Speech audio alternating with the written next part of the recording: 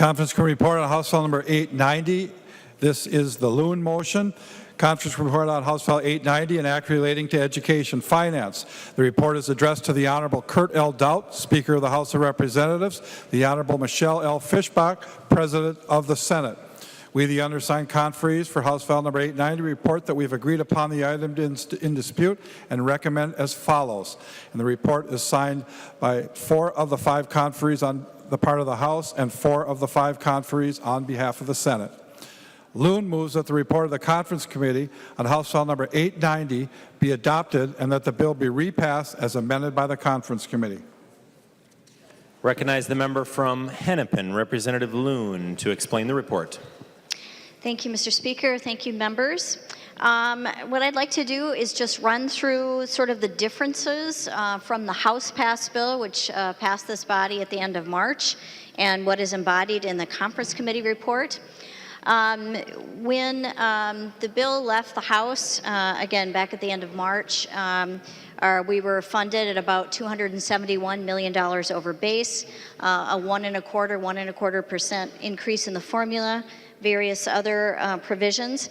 A number of changes are embodied here in this conference report. We are now at funding of $303.5, approximately about $303.5 million over base. And so that's $1.14 billion increase over the current biennium funding. Per pupil formula, the basic pupil formula is increased by 1.5 each year. So that equates to $91 per student in fiscal year 18 and another $91 in 19. So $182 per every student in Minnesota increase for the upcoming biennium. And so this represents $18.575 billion for our early education and K-12 funding for 18-19 fiscal years.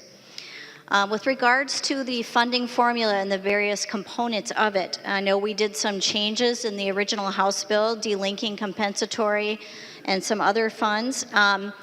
This bill, this Conference Committee report, has everything linked up, so compensatory is completely linked to the formula and how it goes up. The concentration factor is also restored, and so none of those changes are embodied. The one change with regards to compensatory funding that we did retain is with regards to new funding, so the new compensatory dollars that will be going to schools that will be dedicated to extended time purposes for struggling students. Again, this was based on research that indicates that that is a very effective strategy for helping students increase their educational attainment, for closing the achievement gap. And so it was important that that was retained, and it is within this, this legislation that we're considering today. The compensatory pilot districts, those few school districts that have been under a pilot program for, gosh, I'm going to say 12 years. It may even be longer than that. That's always been a one-time issue that comes around every budget process. We are taking the Senate provision on that, so those districts will be 100% funded with their pilot funds and permanently. So that issue will be addressed and settled, I believe, with this Conference Committee report. As you may recall, in the House bill, there was some transportation aid. We have a number of districts who have presented concerns with regards to the increased amount of funds they're having to use to transport pupils to and from school. And so there is about $3.8 million per biennium devoted to helping those districts with excess pupil transportation costs. The Professional Educator Licensing Standards Board, I'm calling it PALSB, but the replacement we're working on for the current Board of Teaching, a division of licensure department at the Department of Education. The policy portion of that is in a separate conference committee headed up in our body by Representative Erickson, but we do carry the money for that. And so the fiscal note, which was about $3.3 billion, is fully accounted for in this legislation. Let's see, we have some increases in our funding for early learning. This has been a topic of some debate. within both the House and the Senate, and also some strong feelings on that with the governor's office. When the House bill left, those districts currently under the voluntary pre-K pilot, which was started just this year, it has 74 school districts and some charters involved.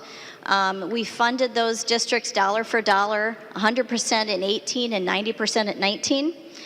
The conference committee report fully funds those 74 districts and those charter schools that were getting voluntary pre-K money. So they're getting every penny, both in 18 and 19 that they're currently receiving, and that has continued on into the tails as well. So that is not temporary, that is permanent funding for those districts. What we have said, though, is that it's school readiness funding. And so school readiness, again, embodies many of those same requirements and suggestions for the voluntary pre-K program, but it does give school districts a little bit more flexibility in how they operate their programs. And that is important because schools are different depending on the communities across our great state, and they need that flexibility to be able to create the programs that best work for the children and the families in their communities. Teacher shortage is something we've talked about a great deal, and there's $7 million contained within this conference report to help address teacher shortage crisis. In addition to the money for the new licensure system, there's also some student-teacher loan forgiveness programs and grow your own programs for our school districts to recruit and create more teachers, and also some policy language that goes with that to help encourage and increase the numbers of teachers of color within our school districts. $4.9 million for mental health services for our most at-risk students. Those are our students in our intermediate districts and service co-ops, serving our level 4 special education students. Again, a House provision, but retained here in the conference committee report. Career and technical education is something we've worked on trying to improve access to that for our students. And a provision brought to us by the Senate would provide $3 million over the biennium for rural career and technical education consortiums. So this would create partnerships between our schools and private businesses to help train our students, especially for the jobs and industries that are going without workers and job openings in many areas of our state. Education partnerships, there is funding for our education partnerships within this bill. You may recognize them as Northside Achievement Zone or Every Hand Joined from Red Wing and others. There's several. Those are funded, again, within this legislation. A $1 million grant to really pilot an effort to make sure that we're providing greater stability for foster children.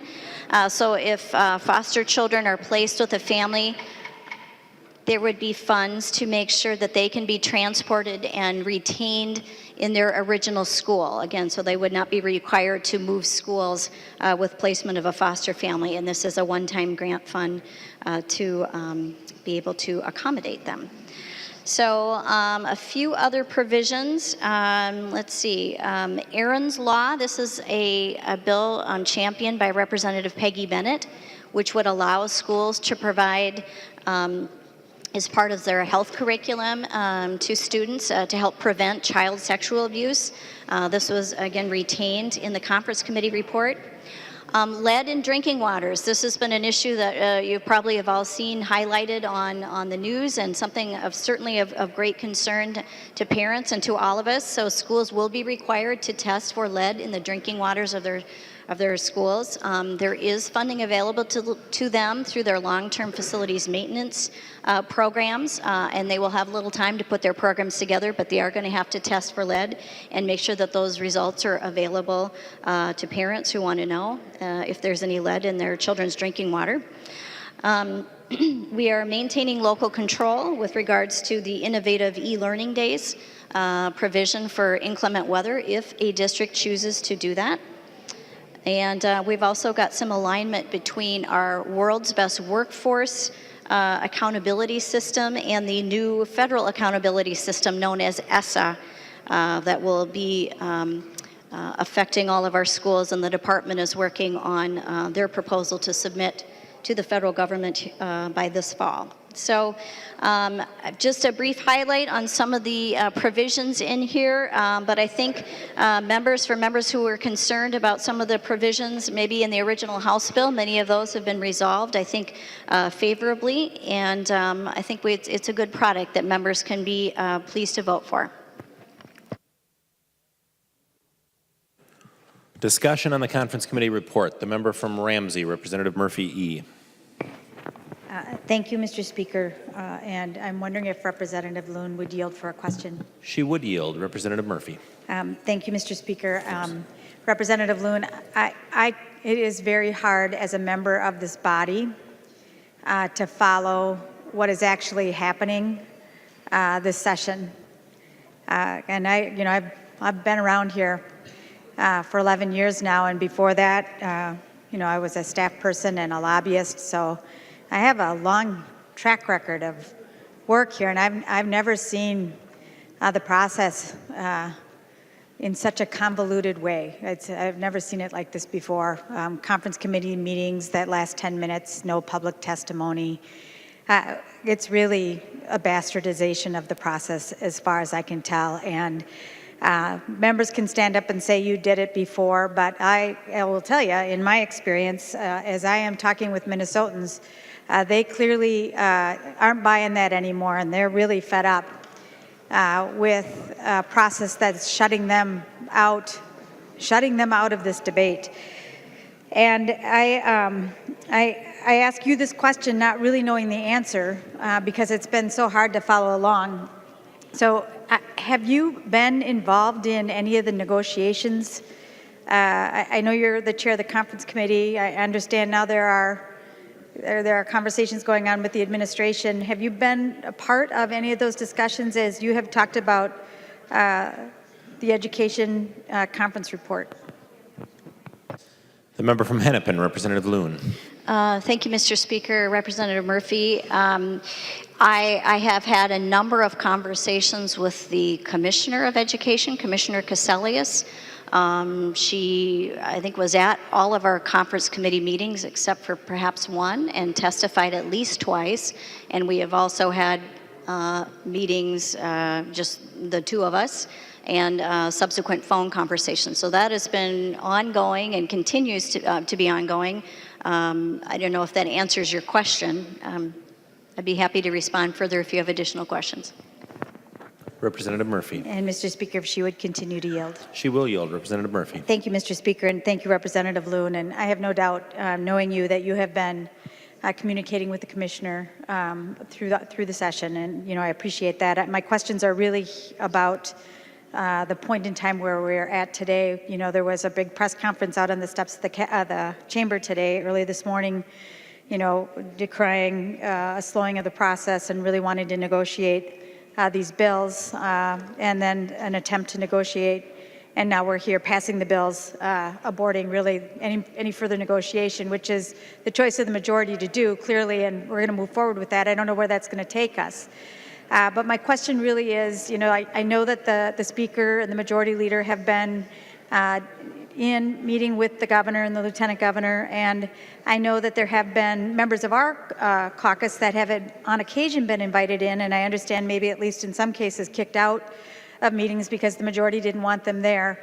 But I am wondering if you have been, in the last few days when members of your caucus are talking about, all this negotiations happening and, keeping up with our timelines and doing such a diligent job. You're the chair of the Education Committee. Have you been in at the table with the Speaker and the Majority Leader talking about this education proposal? Representative Loon. Thank you, Mr. Speaker. Representative Murphy. Well, I have spoken with both the Speaker and the Majority Leader at length about the education topic. If you're asking me if I've been in a meeting with the Governor recently, no. Thank you, Mr. Speaker. Representative Murphy. Thank you, Mr. Speaker, and Representative Loon, thank you for that. And so I guess I'll ask you the question because I can't ask the Speaker and the Majority Leader is not on the floor, and maybe you can help me understand if there has been in this last 24 hours or however long we have been now in a negotiation over the budget, if there has been discussion with the Governor about universal or voluntary pre-K. in your or in the absence of it in your proposal. The member from Hennepin, Representative Loon.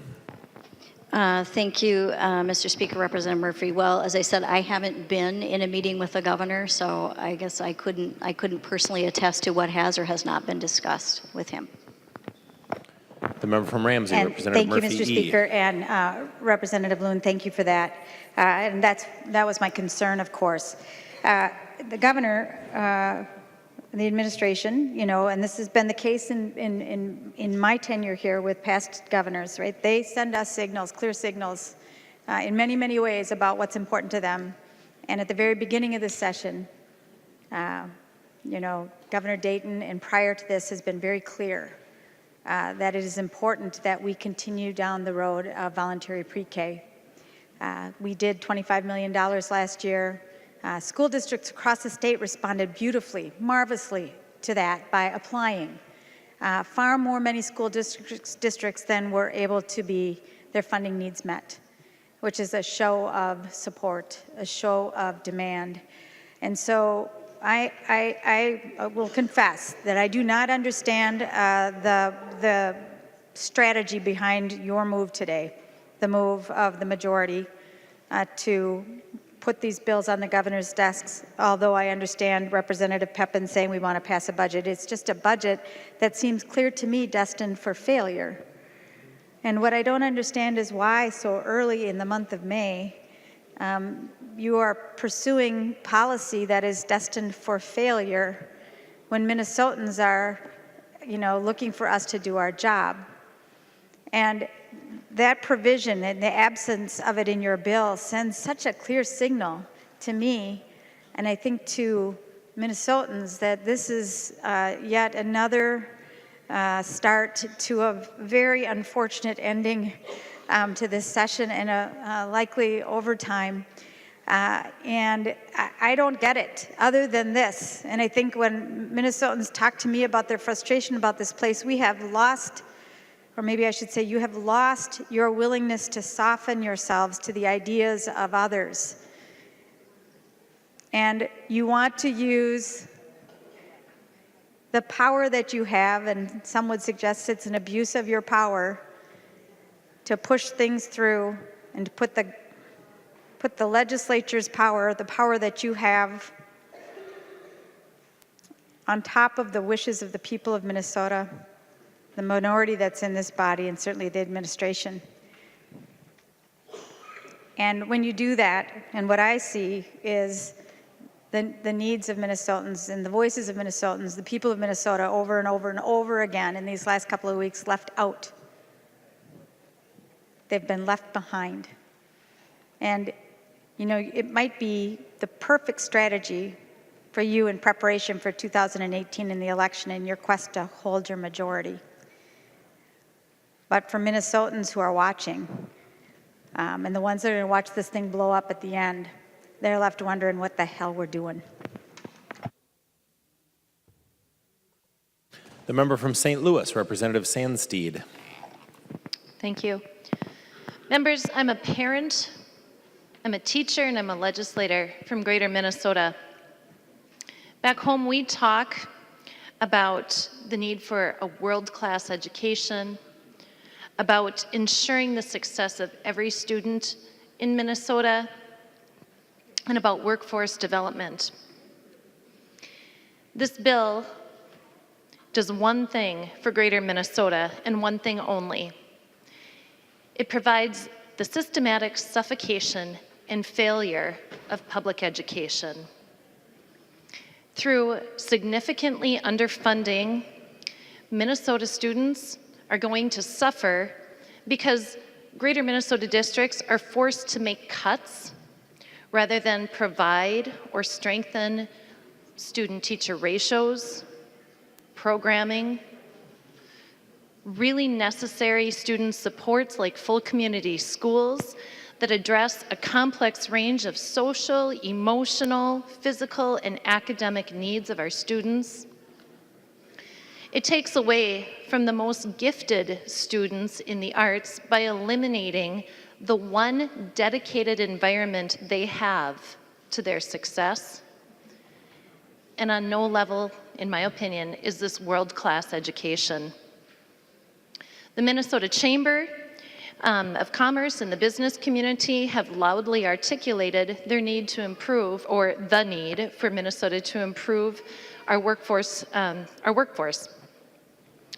The maneuver of eliminating voluntary pre-K actually eliminates a level playing field for our youngest learners. This creates haves and have-nots from a foundational level instead of ensuring and strengthening the success of every Minnesota student. And honestly, most egregiously of all, when we strip the funding to public education, it sends a really loud message that we no longer value public education.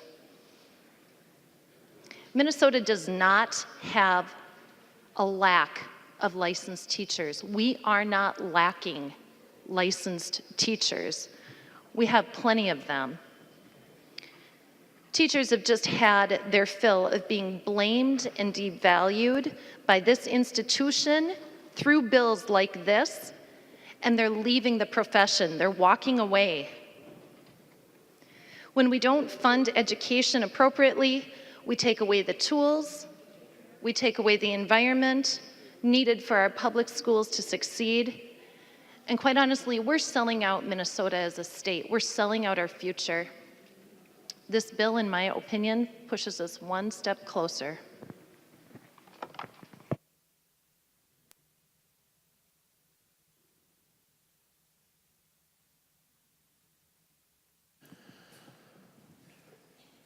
The member from Hennepin, Representative Pryor. Thank you, Mr. Speaker, for recognizing me. So we're at pretty much the same place we were when the bill came to the floor before, one of them being the 1.5. And it's the funding that's not keeping up with inflation. So I want to remind people of two things that are happening this week. This is Statehood Week. And there's a great display downstairs about the Constitution and the two constitutions that we had signed in Minnesota. And one thing that you see in the Constitution is that it is our job as a state government to have a system, quality system of public education. That's our job, to fund education. The other thing that's going on this week, it's Teacher Appreciation Week. Now, many people here are teachers, former teachers, current teachers. And what you know if you're a teacher, or if you're anybody that works, your paycheck gets smaller if it doesn't keep up with inflation. And this budget, this funding, does not keep up with inflation. So I want to talk about teachers that I know, have had the privilege of knowing. One of them is somebody I went to college with. She was my roommate. And she, we've been friends for 40 years now. And she just had a retirement party 2 weeks ago. So it's after a long career in teaching. And one thing that, being friends with all these years, we knew that it was rough a lot of years because the state was in a recession, government was in a deficit, and schools were not getting funded, and her school district was not able to give them the salaries that they needed to keep pace with inflation. So those were years of deficits. The state was running a deficit. We were in recession. Okay, that's not this year. Another teacher that I know is somebody that went to high school with my son. Her name's Anna, and she's a new mother right now. She's at home right now with her baby. She's a teacher in the Minneapolis School District. I knew her in high school. She's so energetic, so hardworking. She had 2 jobs in addition to going to school full-time in the high school. And she wrote to me because she wanted to know, what we were doing for education. And she couldn't understand where these policies and these budgets we were passing, what that was doing to education, what that was telling our young teachers in this state. And I really didn't have an answer for her. Another group of teacher is somebody, people I saw this morning at an event that I was at. And there were young people there. And some of them were talking about going into teaching. A middle school teacher was one young man's aspiration. And again, what kind of signal are we giving this young, aspiring teacher? Well, we don't fund education in times of surplus. So I think we should think a little bit about teacher appreciation. Teachers' salaries need to keep up with inflation. Our funding of public schools needs to keep up with inflation. Now, one thing I think that a lot of us here on the floor, maybe people watching right now on television, maybe people up in the galleries are wondering, like, why are we talking about this bill today? Weren't we in a process of negotiation where different sides could get together and see what the best solution was? Isn't that what a compromise is when you have a Democratic governor and legislatures that's controlled by the Republicans? Isn't that a process that you go through? But what we see so far happening is these bills have been yanked out of that process. The negotiation stopped. And before I got elected, I used to watch these things going on in the legislature, and we'd say, oh, wow, this is like a train wreck in slow motion. And I used to watch the train wreck from the sidelines. And now I have to be on the train. It's not better. It's not better. So this process that we're going through right now does not seem to be heading in a good direction. And I think most people watching right now will agree with that. And I think most of us on the floor understand that too. So I think we should pause if we could, and I guess we can't because we're on the train. I don't think this isn't a bill that we should be voting for right now. We need to fund education. Thank you.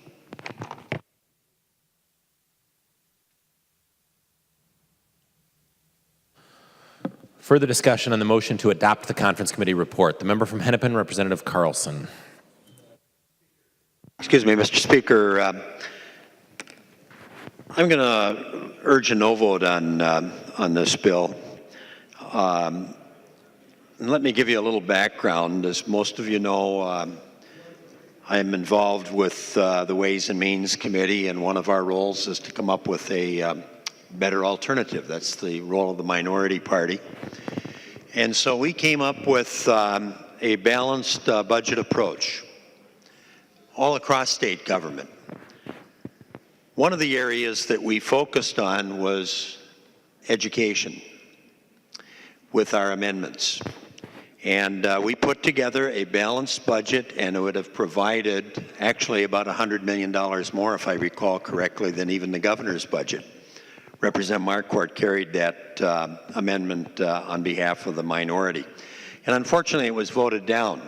And I'm not going to walk through all that we would have done with that funding level, but one of the things was the foundation aid formula. We were able to put forward in that committee with a balanced budget 2.5 and 2.5%. Unfortunately, the majority party turned that down, along with a like amendment dealing with higher education, and then a third amendment that dealt with other areas of state government to bring about that balanced approach to the state government, or to the state budget. So I just want to point that out when we're talking about the education bill.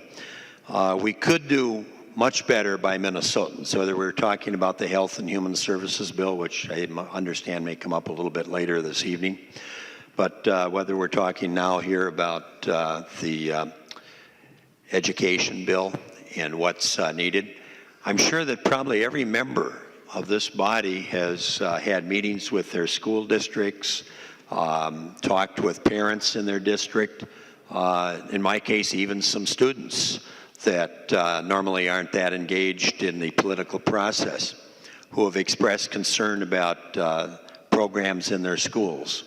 And with this budget, we're going to see teacher layoffs, unfortunately. We're going to see some programs probably discontinued if this were to become law. We'll probably see increases in class size, and we're walking away from early education. One of the reasons that I'm particularly interested in early education is the discussions that we've had about the achievement gap. And as most of you know, I'm a retired teacher. I've been retired now for many years, 19th year if I recall correctly. You begin to lose track of those retirement years. But I taught mainly through the years seniors. And I used to frequently say, and you've heard me say this on the House floor, gee, if only those students that were struggling could have gotten off to a better start in the early grades. And then later, I began to concentrate, gee, all-day kindergarten. And I'm quite proud of the fact that I got the first 50 sites, a limited number, of all-day kindergarten funded back when I chaired the Education Committee. And that grew until recent years. We were able to provide universal all-day kindergarten. But then as I began to look at the achievement gap and what was needed, became more and more interested in preschool. And unfortunately, this bill does not expand the opportunities for preschool and universal preschool. So one of the things that I think could help immensely with the achievement gap, along with other initiatives, would be early childhood education, and that's not being helped with this bill either. But the main thing I wanted to point out, again, as I said initially, we put forward a balanced budget with the resources that were available, pushed all of the buttons, including education, where we would have done more for Minnesotans and more for our children. Member from Mille Lacs, Representative Erickson. Thank you, Mr. Speaker and members.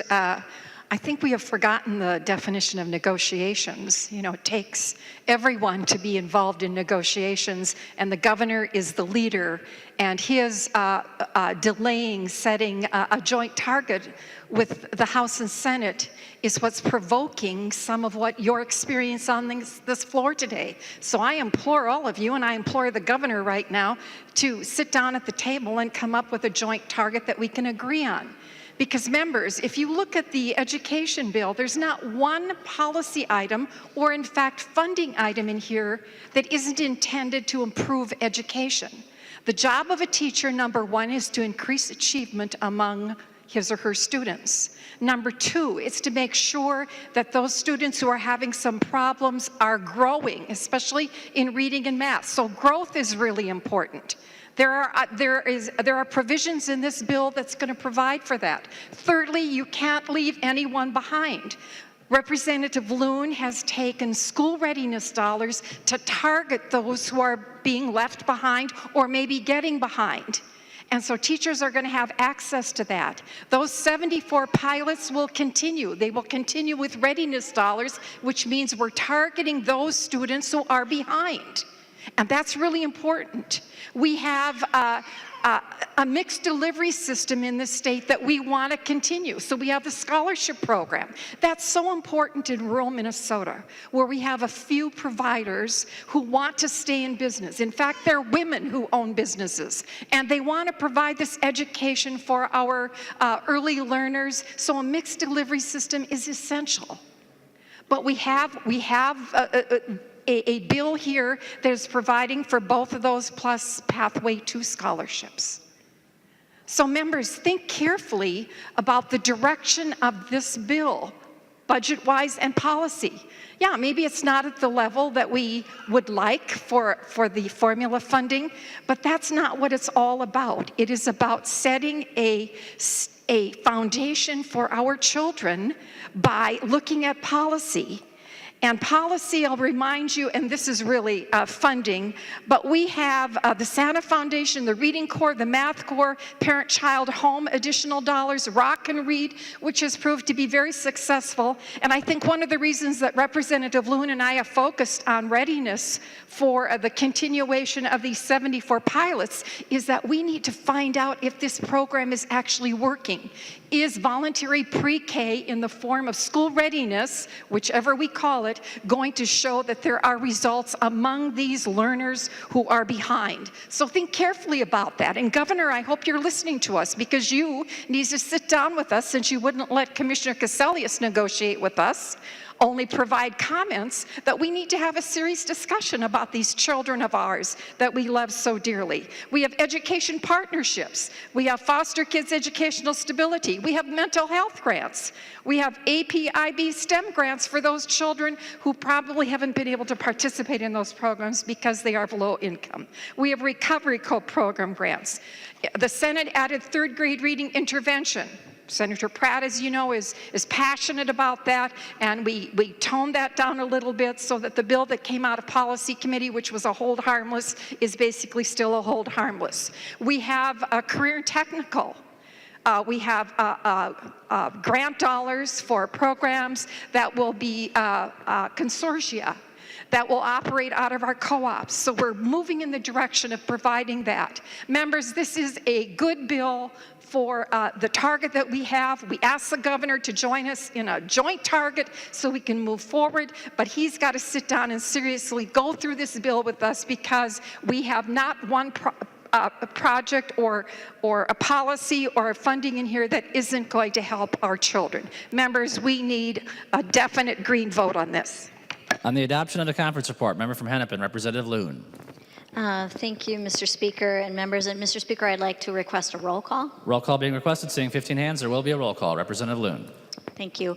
Well, I won't belabor the points that were made. Thank you, Representative Erickson, who is a great partner to work with as the chair of the Policy Committee, many of these important issues. And she said many of the points I was hoping to make. I will just harken back to a couple of things. You know, I was looking at, and I brought with me the letter that Commissioner Casellia sent with a number of concerns about the House passed bill when we went through it.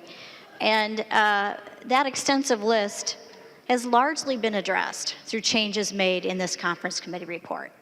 Changes to compensatory funding, delinking ECFE, not fully funding adult basic education. The list goes on and on. We've listened, and we've addressed those things. I understand concerns about the formula funding. Believe me, I do.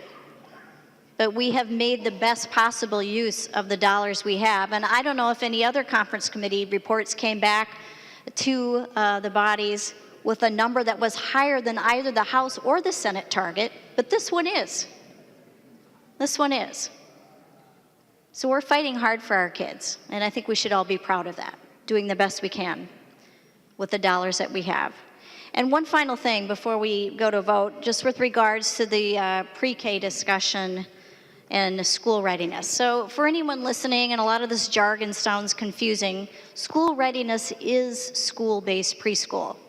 We've had it for years. Every school district gets this money to provide schooling, preschool, for at-risk 3- and 4-year-olds. It is targeted to low-income children. Others can also participate based on a sliding fee schedule that school establishes, so that families of greater economic means can also access that if they choose, but they're going to pay a little bit for it.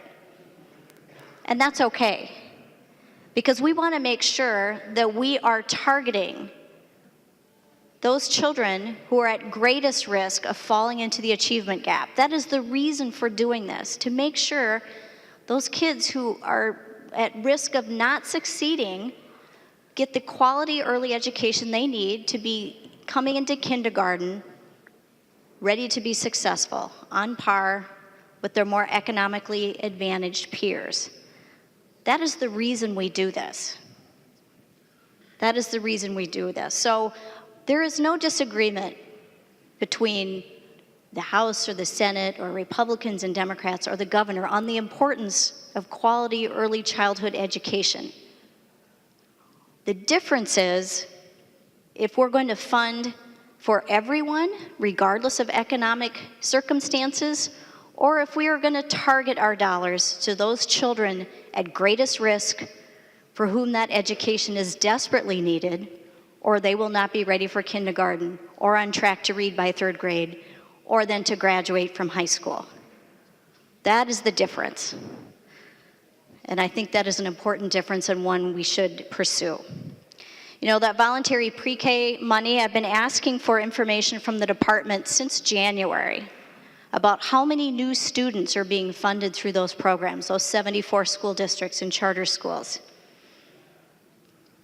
Last week when the conference committee met, I received an email from the Department of Education with some of the information I asked for. I think that was May 2nd. Been asking since January.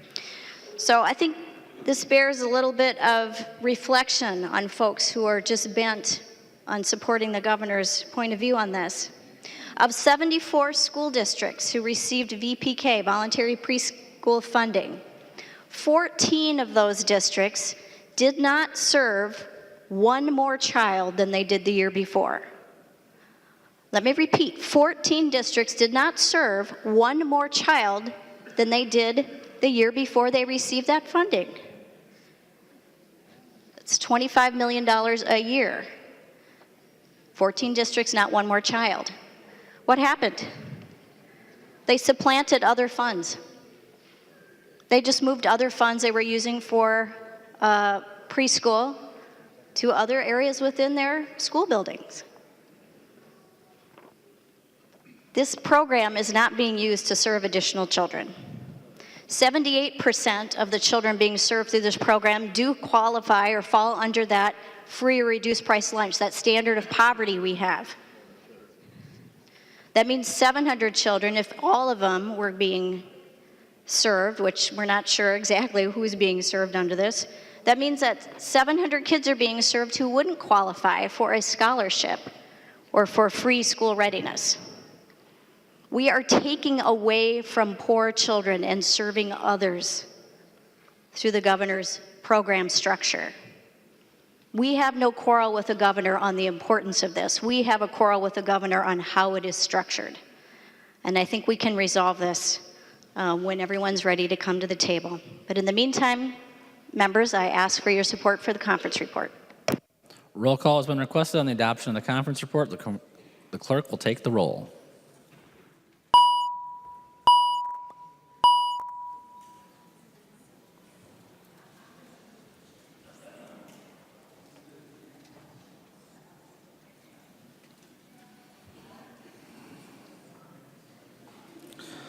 Members, please vote.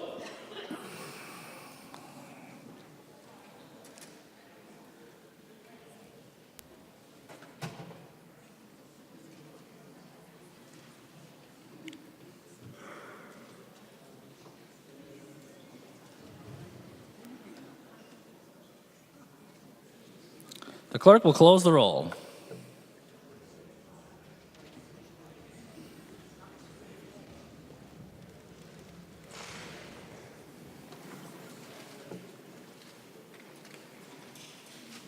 There being 76 ayes and 56 nays, the motion prevails. The clerk will give the bill its third reading as amended by conference. Third reading, House File Number 890, as amended by conference. Third reading as amended by conference. Discussion to the bill. Member from Olmsted, Representative Liebling. Thank you, Mr. Speaker. And I don't normally get up on education bills, but I just wanted to ask a question of Representative Loon, if she would yield. She will. Representative Liebling. Thank you, Mr. Speaker. Well, Representative Loon, I've been sitting here listening to this discussion on your bill and looking at the tables that have been sent around telling us how this all affects our own district. And what I see here is that for my district, the Rochester Public Schools, I see that the governor's proposal would give my school district over $12 million total in the next biennium, and that what's in this bill is just barely over half of that for the Rochester schools. And so, I understand there's some differences in how the money's allocated and so on. I know these school formulas are rather complicated for those of us who don't work in the area. But, I just want to ask you, if I was to vote for your bill, how would I go home and explain to my district why I voted for a proposal that gives the district about half of what the governor is proposing and why that's good enough, when I know that my district is going to have to make cuts if your proposal would become law? Can you answer that for me, please? Member from Hennepin, Representative Loon.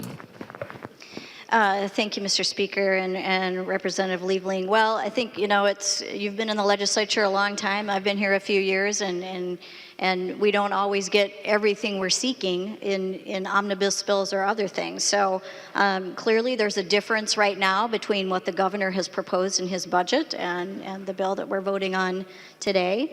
But again, there's definitely a sizable increase for all schools. It's $182 per student just from the basic formula, and then there's other additional increases involved in the bill. So, I think there's good information here to take back to your districts, and I would suspect we may revisit this issue again before the 22nd of May. Representative Liebling. Thank you, Mr. Speaker, and thank you, Representative Loon. Well, I heard you say something else that kind of motivated me to stand up at the end of your last speech there before we voted on adoption. You said, I think you were talking about the governor's proposal for voluntary all-day pre-K, and you said it was taking from poor children and serving others. And I have to say, members, when I look at this bill doesn't stand on its own. This bill is in the context of the entire Republican budget. And what that budget is doing is taking from poor children and serving others. That is the impact of your entire budget. Because your budget is based on an enormous tax cut, much of which goes to the wealthy. And were it not for that, the schools would be getting enough money so that they didn't have to make cuts. And so I just want to bring that back into perspective, that you are making a choice here. Your choice in your budget is to prioritize, to value tax cuts over the school children in every one of our districts. Let's be really clear about that choice. Now, I know a lot of you think that's a great choice, but I don't think those are Minnesota values. And what's really important for Minnesotans to understand, and I don't think it gets said enough, is that when we do our budget projections around here, there is nothing built in for inflation for our schools. And inflation, were it built into our budget this year, it would take $1.1 billion away from the so-called surplus. And so when Republicans want to go out and spend that surplus on tax cuts, what you're really doing is using money that would have just kept our schools even. That's what's happening here. So let's just be really clear about that. So when Representative Loon says that the governor is taking from poor children and serving others, that is what the Republican majority, in fact, is doing for all of our state. Thank you, Mr. Speaker. Member from St. Louis, Representative Murphy M. Thank you, Mr. Speaker. Members, several people have said, Mary, you didn't sign the conference committee report. And I had the opportunity to do that last night, and I declined, not because of what's in the bill so much as what's out of the bill. I was very disappointed when leadership gave the targets it gave. I was proud when I recognized that Chair Loon has more money, found out that there's more money in this bill than was in the Senate target or the House target. Good job, Chair Loon.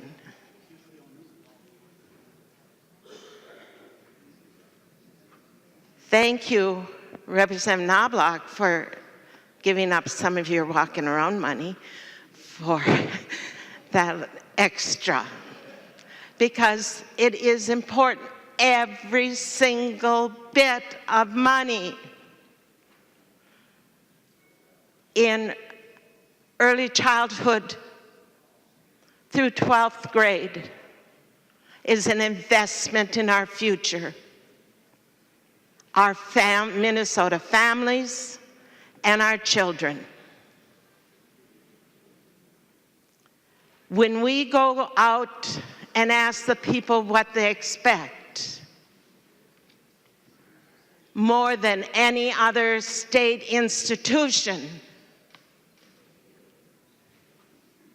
it's the public education facilities in their community that is the heart and soul of why they picked that neighborhood. And it is their trust in the legislature to return the investment to their neighborhood so that their kids have all the opportunities that kids in other parts of the state have. And their kids have the opportunity of knowing that they are somebody on their block and in their immediate neighborhood and in their school and later in their city and county. And they are going to be sitting in these seats one day saying, thank you, or I wish we had more.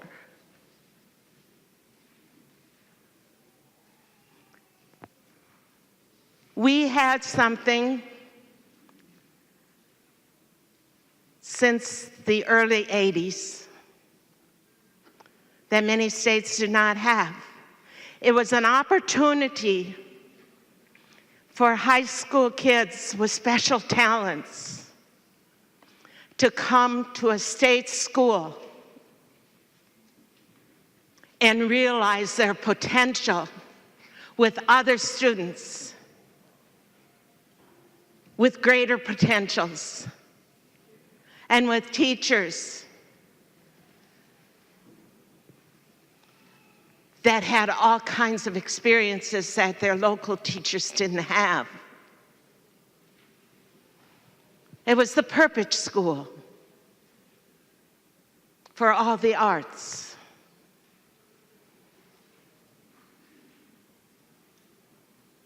And we didn't have money enough to keep that going.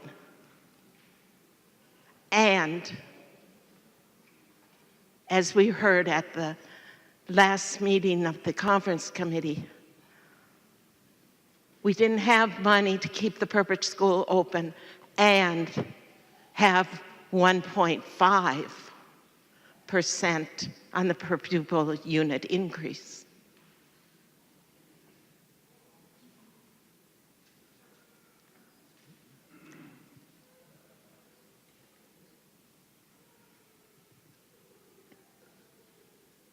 One of the other things we didn't have that I worked so hard on during these years that I've served on the Pension Commission, for the first time ever, for the first time, we convinced the governor and the agencies that they had to ask for money not at the tail end of the legislative session, for the monies that the state's responsibility is to pay for the employer's share to be increased. The employer's share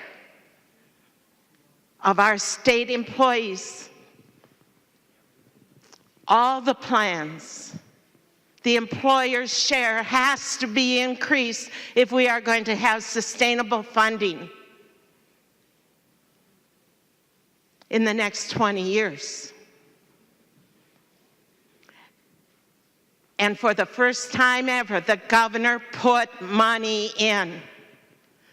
He put $69 million on the front line for pensions, in addition to the per pupil unit expansion of money, for pensions, for the employer's share to the school districts, so it wouldn't have to be picked up as part of what he was recommending, the 2% increase for each and every student. A bold, courageous move, paid up front, that the School Boards Association, the Superintendents Association, the Principals Association, the Teachers Association, and the parents' expectations was that the employer's share wouldn't come out of the learning opportunities for the kids, for the stability of the pensions of those who care the most, to get those kids ready for success. And the agencies were recommended money from the governor's budget on lines for pensions. And somehow or another, in deciding what the strategies were, and that pensions should be part of the global deal rather than the each and every individual agency or the each and every school district's goals. There's no money in here for pensions.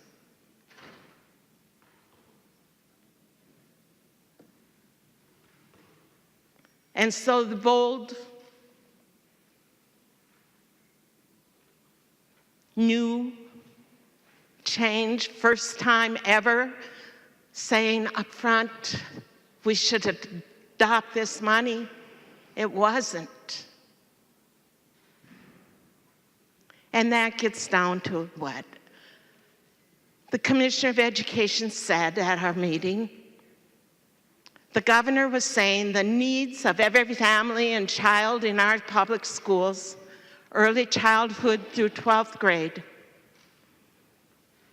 should be $713 million.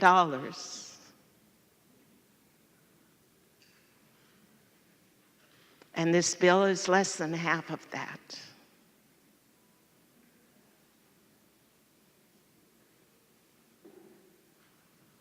And so we have to think about it. It's a bill that I have no complaints about.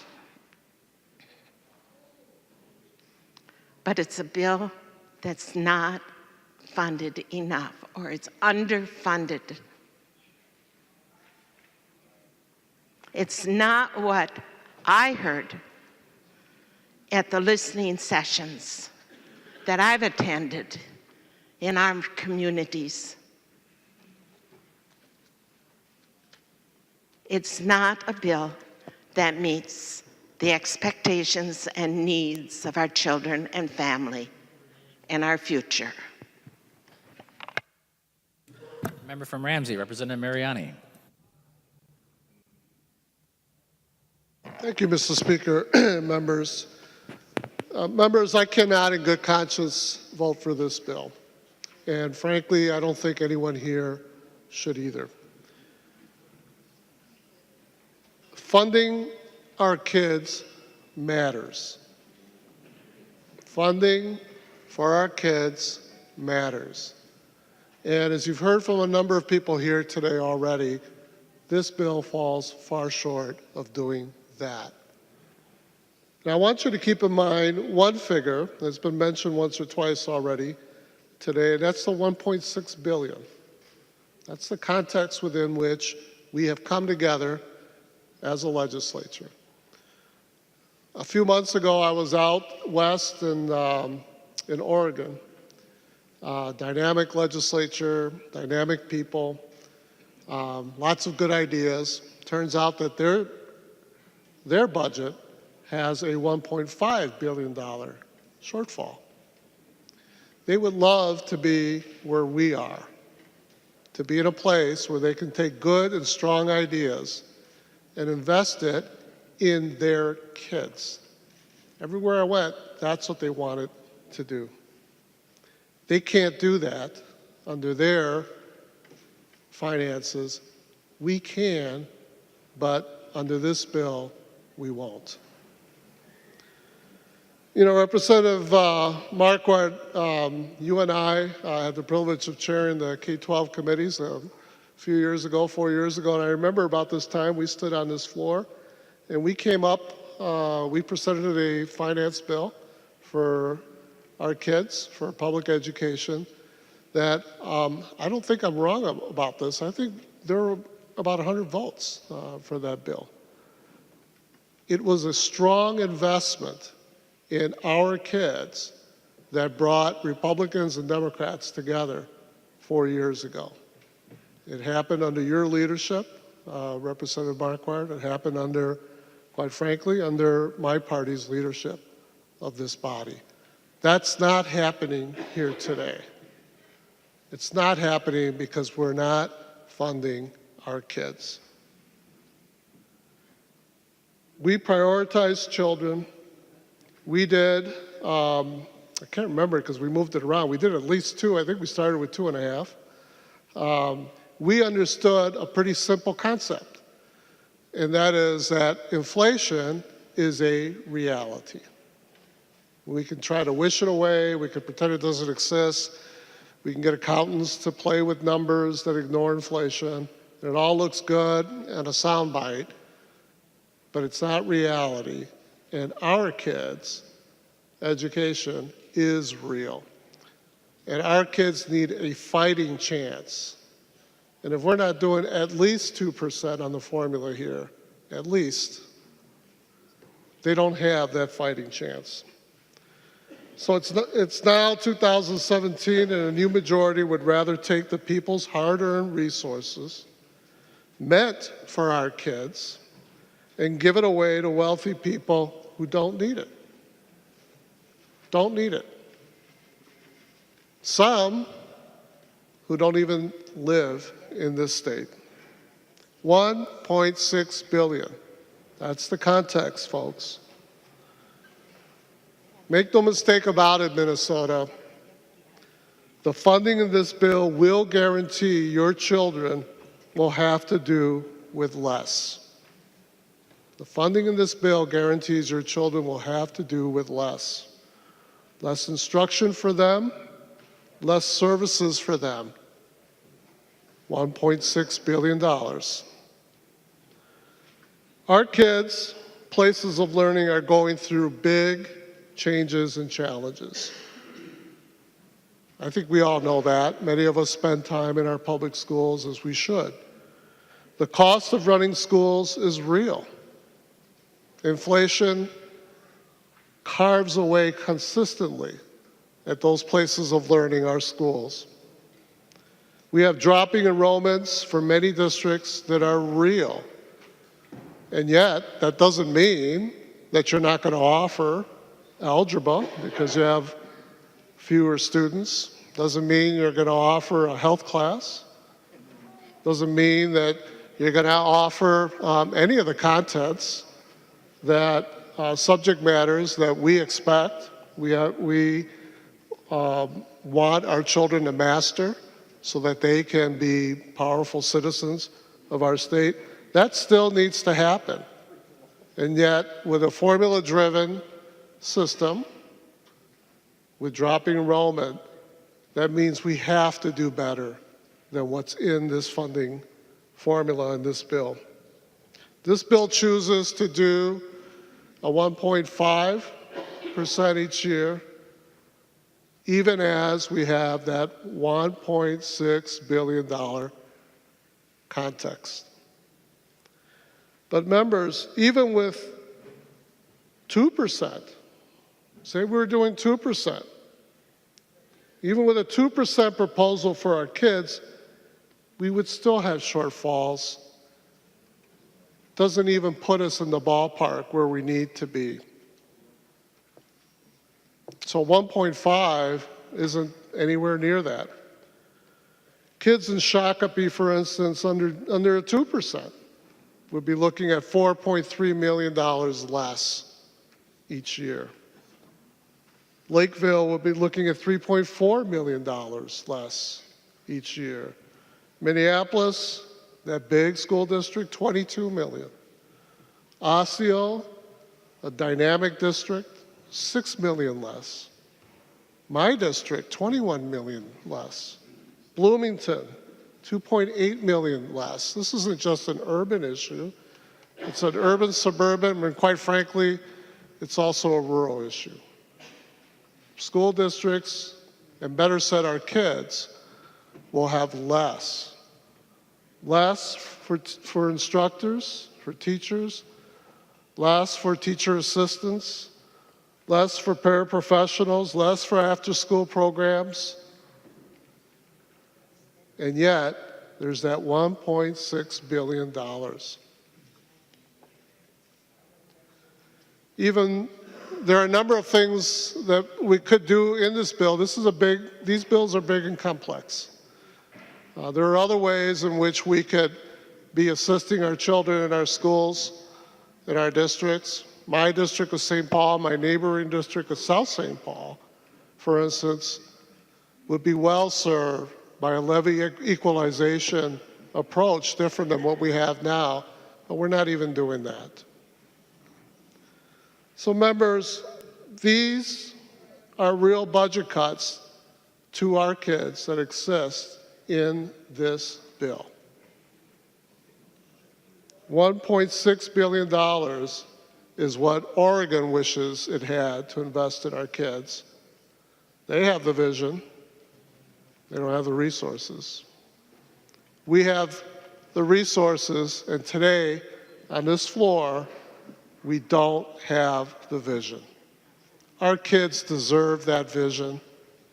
They deserve better than what we're funding in this bill. Funding matters. Funding our kids matters. I look forward to a no vote by the majority on this floor. And if that doesn't happen, then I look forward to having this discussion again. I look forward to having a real, mature conversation with our executive branch. And I look forward to working with the other side of the aisle so that we can properly fund our kids. Member from Dakota, Representative May Quaid. Thank you, Mr. Speaker. Members, I've talked about the schools in my district a lot because I love them. I love the students in the schools because I graduated from those schools. I know what they smell when they walk into their cafeteria and how the sinks in their bathrooms work and the quirks in the heating vents. Those are my students. Those are my schools. And I'm fierce for those students because we can do more. As Representative Murphy talked about, in the future, those students will be in these seats and hopefully they will be saying thank you. And hopefully they won't be saying you could have done more. Well, I am one of those students. We are currently funding schools at levels when I was in school still. And we talk about the formula, and yes, it's not up to where we'd like it to be, and then we blow past it. Like it's not the foundation of our education funding. As if cutting this funding doesn't damage every single school district in our state, every single one. And we know that when cuts are made, they do not come back. There are high school students right now that I can't share a story with about activity buses because they were cut in the last round of cuts. And I heard someone mention recently, oh, well, the districts will figure it out. Well, yes, they will. And here's how. They'll make class sizes even bigger. They'll increase student activity fees. I ran for office because there are students in my district that are hungry. If their parents can't afford food, how will they pay for activity fees or the ACT to be reimbursed later? Districts will increase class sizes, they will increase student activity fees, they will cut even more programs, counselors. We have the worst counselor rate to students in the nation, or dang close. And yet it will go down at a time when we have a surplus. Members, Minnesota values are for education. That's the one thing we've always been able to agree on. The one thing. And this is the foundation, the foundational funding for every school in this entire state. Well, they'll figure it out. Yes, they will. They'll figure it out on the backs of students who are already struggling. We want to declare a war on the achievement gap. We have declared a war on those in the achievement gap, and this less funding will widen that and throw a whole bunch of other kids in it. So we need to vote no.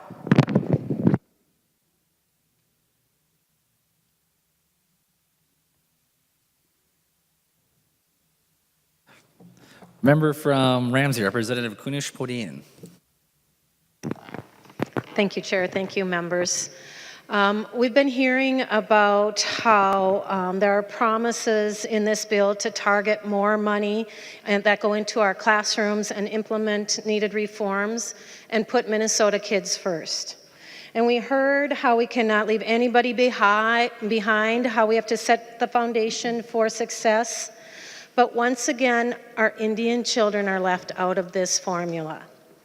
Those children that we love so dearly are once again left out in the cold. Well, our American Indian people are citizens of Minnesota, and they deserve that world-class education, they deserve our care, and they deserve our attention. The last time we heard this bill, I asked that you go back and you put the funding back into the bill that the governor put in there in 2015. Those funds made a huge difference in our Indian schools. They made a huge difference in continuing to support our Indian schools, and it helped to take care of some of the historical neglect that we have had for our Indian children and families across the nation. I'd like you all to take a minute and look at the article that I sent out for all of you. It's right here. White Earth worries loss of state money may cripple schools' progress. This came out just today. So I'd like you to take a minute, all of you, and look at this. And you'll notice that on page 2, it shows that using money from the 2015 state funding boost, the school built a curriculum that connects academics and Native culture that has helped to improve student achievement. This shows it right here. And down at the end, it says that unfortunately, there's always been a gap in funding for our Indian schools, because of the federal government does not fulfill its promises, and that the state chips in to fill that gap between those federal funds, and that's what the school needs to fulfill that school formula. Those schools took that extra funds that our governor promised them in 2015, and that money, the 2015 money, more than doubled the cap on our state contributions. And in this story, in the circle of life, in this school, it helped close that gap. This was 2015. We're in 2017. In 2 years, they were able to do that with the funding that Minnesota provided to them. Without us putting that money back into the bill, filling that hole that the lack of funding has in there, without that action, the funds will drop back to a pre-2015 level. And all the things that Representative Mayquade told you will probably compound 2, 3, 4 times for our Indian schools because of the continual historical neglect and not stepping up and doing what we need to do as Minnesota to make sure that all of our students succeed. Not just our wealthy metropolitan schools, not just those schools that are targeted through grants and through the oh my goodness, what am I thinking of? The vouchers, thank you. But you know what? We need to make sure that this funding is there for now, for the next biennium and the next biennium, because I can promise you, just as this article shows you, our Native schools and our Native children will catch up. And so I want to ask you to go back and fill that gaping hole, because this bill screams of negligence to our Native communities once again. And it has been the historic practice over and over to not see these Native schools, to not help our Native children.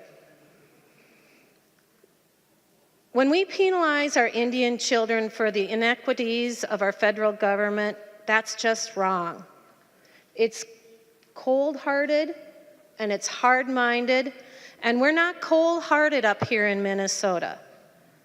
Unfortunately, this bill does not reflect Minnesota's values. And so I ask you once again to go back and follow the direction of the governor, put the funding back in for our Indian schools, and do the right thing. Member from Hennepin, Representative Dabney. Thank you, Mr. Speaker and members. And let me thank my colleagues who've spoken before me. You've heard a great deal of passion and a great deal of commitment on this side of the aisle to meeting the needs of the children and family in Minnesota and meeting the future needs of the employers of Minnesota, who are looking for Minnesota to continue in its tradition of investing in its youth as a key strategy to investing in its economy. But this bill, members, is kind of a story of less and more. Now, I'll admit up front, it's more the less than it is the more, because it's less funding than even meets inflation, less funding than what would even just keep our schools at where they're at today, and less funding for the opportunities that our students need. So what does that less mean?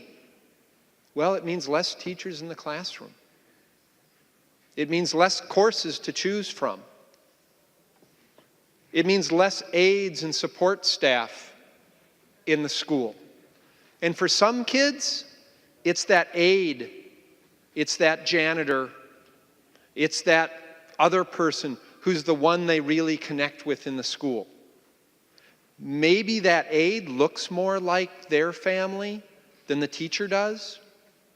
Maybe that aide speaks the same language at home that they do. Maybe that janitor attends the same faith community that they do. That's who they connect with, and we need kids to connect. But there'll be less of those folks in our schools next fall under this bill. There'll also be less counselors and school social workers, the folks who have the professional skills to work with kids when they need it most. When life's rough at home, when they're being challenged in the classroom, when they need that extra assistance and their family maybe needs access to some resources, there'll be even less counselors and less social workers in our schools next fall under this bill. There'll also be less coaches and less activity directors and less opportunities for kids that animate their learning, that give them opportunities to explore who they are and to develop.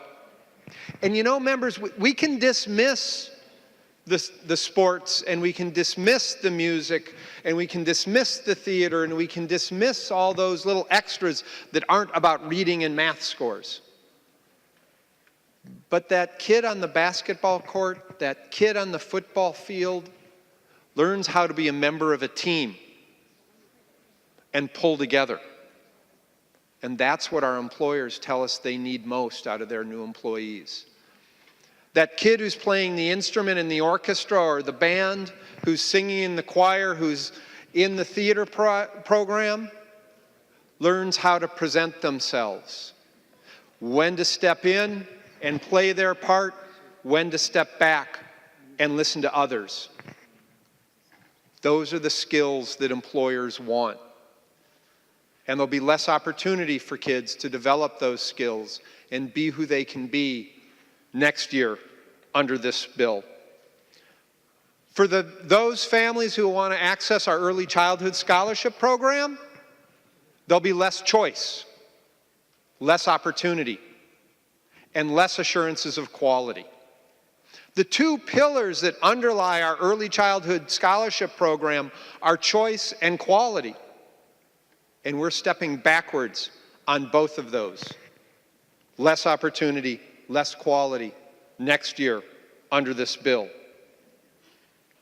And less opportunities for those families and those students who want a quality pre-kindergarten program. At the same time that research is showing that when you cut through all the tests and all the studies, it's access to a high-quality public pre-K program that best serves the kids that we need to serve best, there'll be less opportunity next year, and the year after that, and the year after that for those families. In our schools next year, for the kids who are there this year, their younger siblings who are coming up will have less opportunity than they have today. Not because times are tough, not because we can't, but because we've chosen not to. It's a question of will. Will we do it? Instead of providing for the needs of 95% of Minnesota kids who attend our public schools, there's a private school voucher scheme in the tax bill. As research mounts and mounts and mounts on the failure of private school vouchers, the loud voices on the other side of the aisle demand that we, instead of providing funding for public schools and 95% of Minnesota's kids, we provide a voucher scheme for the declining number of families who are choosing private education. If we simply took the funds assigned to the private school vouchers and instead provided them to our public school students, we'd at least meet an inflationary increase in the general funding formula. But there will be more next year under this bill too. There'll be more kids in every classroom. And there'll be less time for that child to get that one-on-one attention they need from the teacher when they've got a question, when they're a little confused, when they're having a day that they just need to connect. There'll be less for that. Members, it's a question of will. I hope you will hit the red vote. Thank you. Member from Hennepin, Representative Hortman. Thank you, Mr. Speaker. Members, budgets are a place where we reflect our values and our priorities. And today, with the size of the E12 bill in front of us, we're really making the wrong choice, and we're not reflecting Minnesotans' values. Today is Teacher Appreciation Day. This is Teacher Appreciation Week, and Minnesotans value their teachers. When I think about some of the most important teachers, think about Judy Blomgren and Nicole Kronzer, two teachers at Champlain Park High School. Teachers who not only teach students, but love students. They call their houses when their students aren't in class. They find out what's going on and make sure that not only are they teaching analytical writing and English skills, but making sure that these kids are developing into responsible adults who will contribute in society. And today we have a choice between, do we value teachers like Nicole Kronzer and Judy Blomgren, or do we value people who have estates valued at $1.8 million and higher? Do we need to fund our teachers and our schools so that we don't have layoffs? Or do we need to give a tax cut to people who already have estates of $1.8 million? We also value our children in Minnesota, and this bill doesn't reflect those values. The Osseo School District in my district is the largest recipient of pre-K dollars currently. They educated 260 children last year. 100 of them were English language learners, and they already have 198 four-year-olds signed up for next year. And in this bill, we're not valuing those students. As DFLers, education is our highest priority and our highest value, and we're in step with Minnesotans on that. We value our teachers, we value our students, we value education. And today, we have to make a choice. Are we going to give our schools the resources they need to take care of our teachers and to take care of our children? The bill in front of us today does not reflect Minnesotans' values of valuing education and teachers and children. And members, I think you should vote no. The member from Hennepin and the author of the bill from Hennepin, Representative Loon. Thank you, Mr. Speaker. Members, thank you for a good and vigorous debate, as always, as I would expect in this great body. Members, I understand that there are differences of opinion on where we are on this bill. But again, I just want to draw attention to a few things that we've talked about and highlighted. First of all, again, the formula increase in here, 1.5 and 1.5. And I know there are members who would like it to be higher. I would be not truthful if I wasn't telling you I was one of those members. However, you know, some of the comments discussed on the House floor discuss our priorities in that and how wonderful maybe past bills were. You know, the formula increase in 2013-14 bill was 1.5 and 1.5. The bill that got 100 members to vote for it that Representative Mariani talked about. There was substantial new funding and a new program in all-day kindergarten at our schools, but the formula increase that went for all of the other children was 1.5 and 1.5. And maybe we'll have that discussion with the governor. Maybe he'd prefer to do school for all 4-year-olds versus money on the formula. That's certainly something that I've discussed with school districts. I don't think that's the direction they want to go, but I expect that could be a conversation we will have. Many of the other things that the commissioner raised concerns about, objections to, have been resolved in this conference report. Again, I already discussed compensatory funding, adult basic education, ECFE, a number of other commitments that remain strong and with no changes to the current funding structure in the bill. So I think we've made great progress, and I look forward to continuing on that progress. You know, I know the issue of the tribal schools has come up a few times, and I know for some of the new members who weren't here last year, let me just make sure that everyone's talking from the same fact sheet about what happened with regards to our commitment to American Indian children, their education here in the state of Minnesota. So 2 years ago, when we had our budget negotiations, as part of our final agreement with the governor, there was a one-time increase for tribal contract schools. That increase was not included in the base, and you can go back and look at the bill and the funding documents. And part of that was concern that our federal government was not increasing their commitment or keeping their commitment to tribal schools, and there was a lot of discussion about the need for a new school building with the Bug School funding, which it did eventually come through, and I think kudos to all the members who put a lot of pressure on our federal representatives to help make that happen. But in addition to that increase, one-time increase for our tribal schools, there was a new funding formula created that goes to all schools with American Indian children in them, going to them. And that funding is $14.4 million over base funding for this previous grant program that we had that didn't go to all schools. You had to apply. Some schools got it, some didn't. So now every school with, I think it's either 10 or 20 American Indian children in it gets this funding. And this is ongoing and continuous. Again, $14.4 million increase. And that goes to 122 school districts, 11 charter schools, and the 4 tribal contract schools. They all participate in that. So just please understand that that is also included in this bill and ongoing. There's $920,000 in this bill for the upcoming biennium for Indian teacher preparation grants. And that's also an increase from the 16-17 biennium where it was $380,000. So our commitment has been strong. Certainly people can disagree and hope that we do more, but I just think it's important to put that on the record, that we made a substantial increase in commitment to our Native American children as part of last year's biennium, and that continues now and into the future, as it should be. So, you know, I've already talked about some of our disagreements on early childhood and the direction we want to go.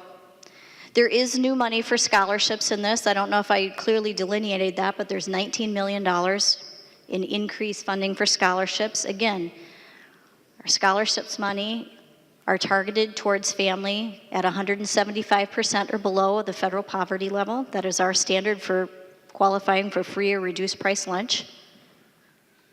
And families can take those scholarships and go to any quality early childhood program that suits the needs of their young child and their family. And we have a number of them across the state, and we're trying to continue to increase that number. They may go to a school program, they may go to a daycare center, they may go to a home-based center. The choice is theirs, and I think it's important that we preserve that choice. We want to make sure that we're reaching those children who fall into that achievement gap. That is our commitment in this legislation, that we are targeting our dollars to those students at highest risk.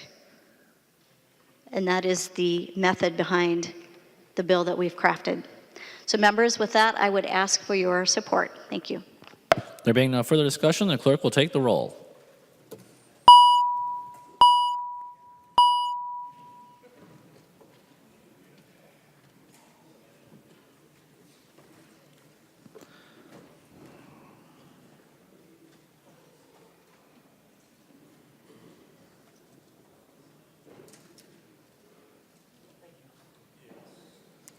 Members, please vote.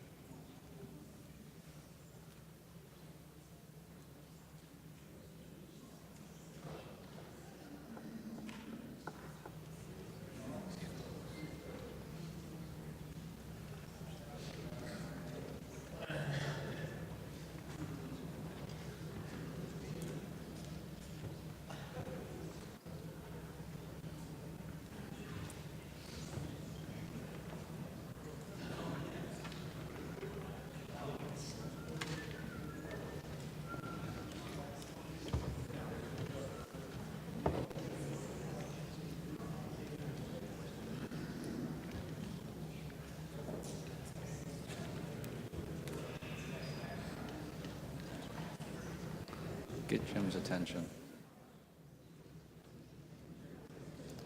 The clerk will close the roll.